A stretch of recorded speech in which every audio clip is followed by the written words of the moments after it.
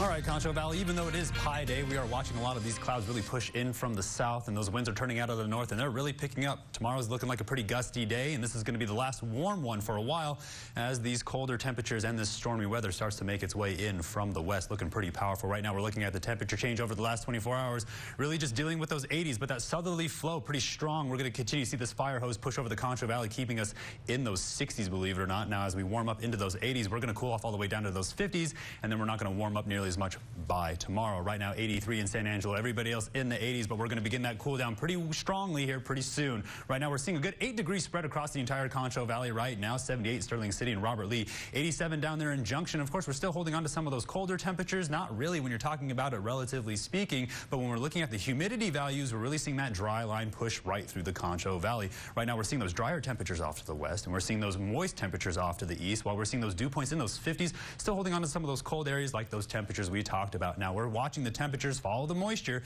and that's where we're seeing this concentration is the word I'm latching onto when we talk about some of this severe weather. In fact, when we look at the severe weather outlook, it's really just targeting the Gulf Coast and parts of Texas, while we're keeping our eye on this circulation off the west coast that could cause a lot more problems throughout the rest of the week. While we're looking at those temperatures, 33 in Colorado, they are about to see another 9 inches of snow. They're shutting down interstates left and right, and all the ski resorts are shut down because nobody can get there with all of the snow. Right now, we're seeing a lot of those warmer temperatures push through, and they're pushing records right now, as well as dealing with a lot of that stormy weather.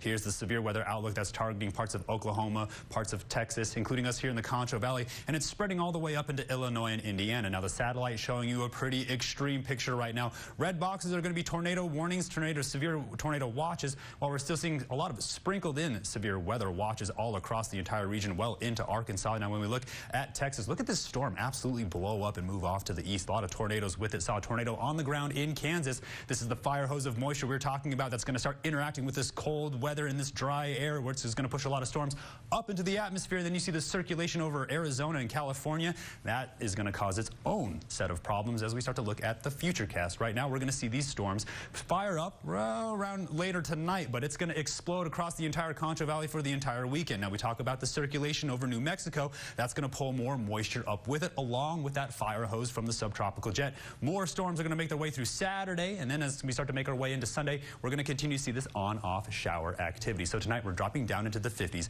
seeing a good opportunity for some light rain off to the east, if not some thunderstorms, if things don't speed up a little bit more. Then tomorrow, not nearly as warm as we have been. We're only going to warm up into the 60s, still seeing a lot of those windy conditions across the area. So go ahead and tie things down now. Park that car somewhere safe. We are always on the lookout for the potential for hail. And let's be careful from those flood-prone areas because things are going to fill up pretty fast. We're looking at a lot of rain for a long time as we continue to stay in those 60s and those 50s. By St. Patrick's Day, still holding on to a lot of that rain shower activity. As we make our way into that third week of March, we're still in the 60s, but by Wednesday and Thursday, we start to warm up a little bit into those 70s while we're still holding on to that thunderstorm activity. Stay tuned. We'll have more for the break. You're watching KSAN News at